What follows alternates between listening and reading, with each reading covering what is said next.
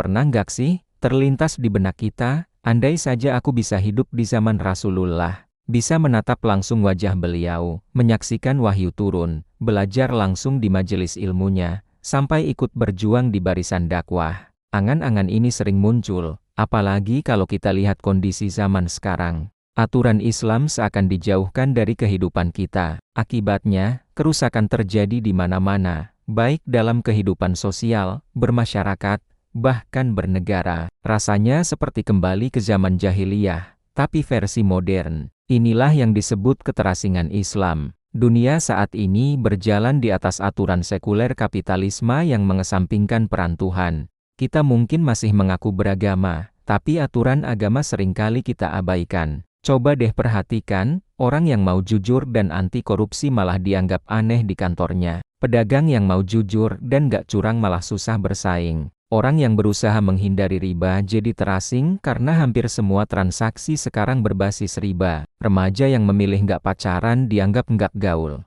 Muslimah yang menutup aurat dengan sempurna dipandang aneh di tengah mereka yang biasa mengumbar aurat.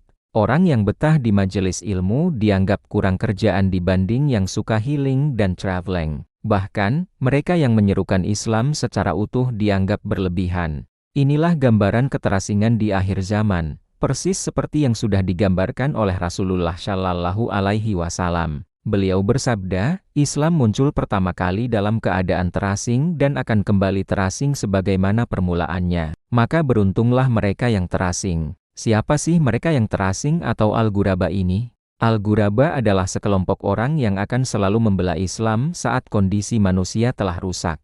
Ciri utama mereka adalah selalu berpegang teguh pada Islam dalam kondisi apapun. Mereka nggak cuma diam, tapi terus berusaha melakukan perbaikan dan mengajak orang lain kembali pada ajaran Islam yang benar. Seperti sabda Rasulullah, maka berbahagialah orang-orang yang terasing, yaitu orang-orang yang memperbaiki sunnahku yang telah dirusak oleh manusia setelahku. Mereka ini adalah orang-orang yang imannya kokoh di tengah badai fitnah, bagaikan menggenggam bara api. Walaupun terasa asing dan sendirian, mereka membawa kabar gembira dari Rasulullah. Mereka adalah orang-orang yang beruntung, umat yang tidak pernah melihat Rasulullah, tapi sangat mengimani dan merindukannya. Di balik keterasingan ini, ada peluang besar menjadi Al-Ghuraba. Allah menjanjikan pahala dan keistimewaan yang luar biasa bagi mereka yang sabar berjuang mengembalikan kemuliaan Islam. Bahkan, para nabi dan syuhada pun akan tergiur melihat kedudukan mereka yang begitu dekat dengan Allah di hari kiamat,